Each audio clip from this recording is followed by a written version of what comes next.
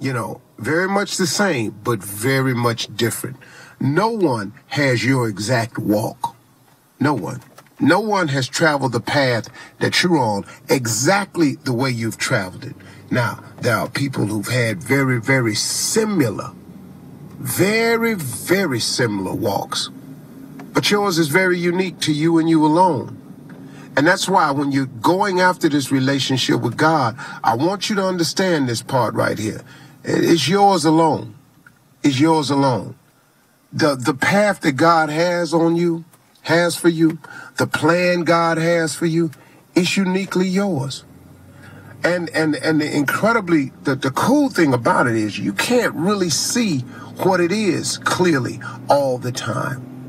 So when you have these moments of confusion, of not understanding what it's all about or even what it's for, see, that's when the faith part comes into play. The faith is the part that lets you know that it's going to be all right, that he's working on it, that you're working on it, that you are a work in progress, that you are on your way, that when something bad happens and it doesn't seem to be going your way, faith allows you to believe that it ain't over. Faith makes you keep hanging on. Faith, if sometimes it just leaves you with the hope that everything is all right. But faith, the belief in something, that's why it's so important that you write down the things in life that you want. This is a very critical part as one of the principles to success. I want you all to hear this now. It is very important that you write down what it is you want in your life. On a piece of paper, on an iPad, something that you can reference all the time. And put it in a place where you can get to it and go over it.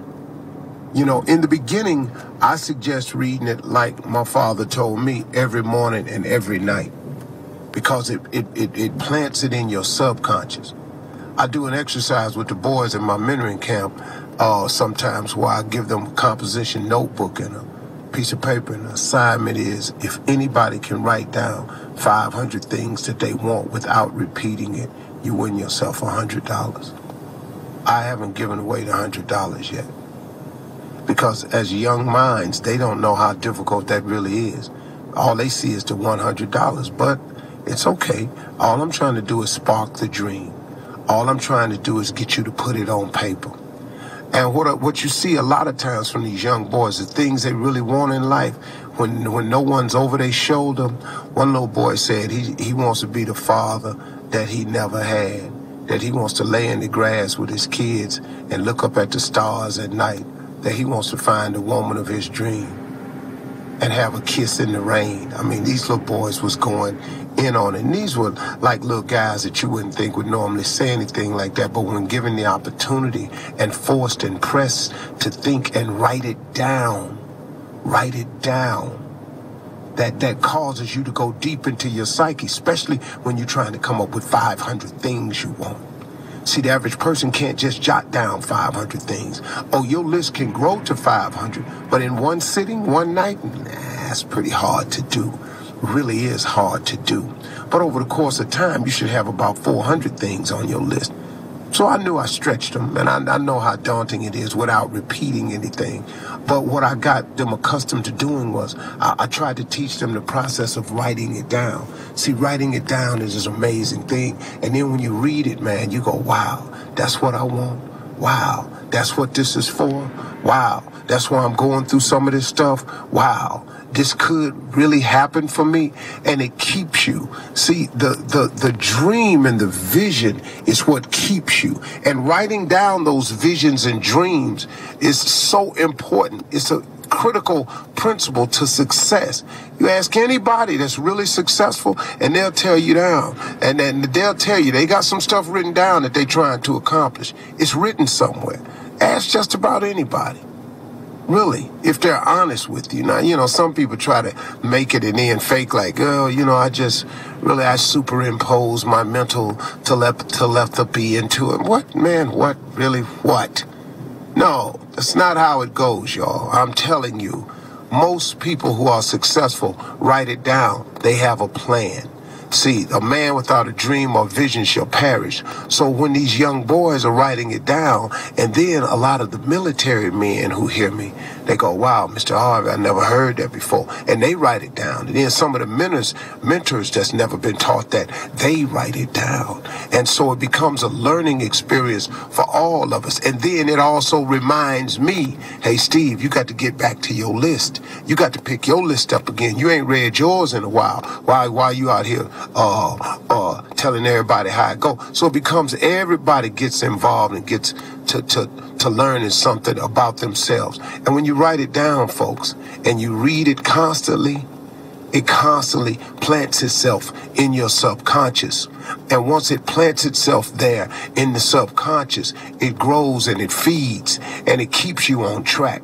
So when you falling, you go, wait a minute, hold on, man, I'm going to this. See, all them times I was falling along the way, I kept saying, man, I want to be a stand-up one day. Man, I want to be on TV one day. I kept saying it. I just kept saying it. And when I fell real hard and it didn't look like I was going to be none of that, I just kept saying it. I never gave up on it. Now, I had to do a lot of things in the meantime. Had to take some jobs in the meantime that I didn't really care for. But I needed all that stuff to happen to me. And now that I look back on it, man, I see the process. That God's plan was always better than the one I had. But once you write your list, you got to start conferring with God about it. And then he'll help you shape it. Oh, see, he wants you to want some things. And he wants to give you the desires of your heart. And God will give you what you ask for. But he has so much more for you if you just pay attention. Man, wait until you see this interview that's coming up on my talk show next week with the First Lady, Miss Michelle Obama. What an incredible interview.